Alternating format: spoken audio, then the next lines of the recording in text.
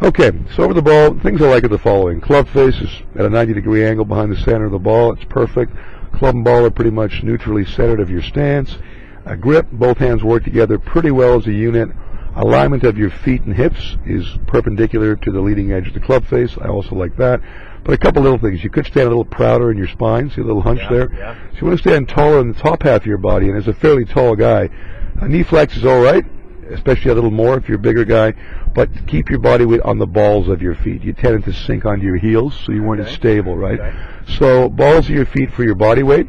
And the other thing would be that right arm of yours, it tended to move away from your body. I'd like to have it tucked in a little more, like you can see with me to the right.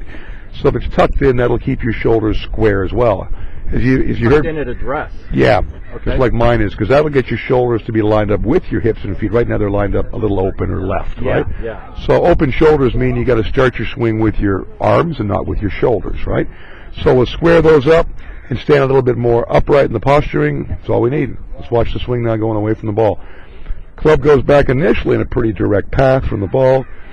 As we continue back, you can see how your legs are starting to get a little too active because you're on your heels. See how there's daylight between your legs? Yep. Your lower body tends to spin out and unravel. And a few of your swings have got to the point where your weight's rolled onto the outer half of your right foot. So once you sway off center, right, you've got to use the top half of your body to bring yourself back to the ball, and that involves recovery, right? So right now there's daylight there, a little more weight on the outside of your foot compared to the instep, and on the way back down, you're going to see yourself bring the club back in front of your body a little bit, get the weight back on the instep, reflex the right knee, clear the left hip, and drive through it. So you hit that well, but that's a lot of timing, right? Yeah. So if we can quieten down all the moving parts, it's going to turn into a more efficient swing that's going to hold up under pressure.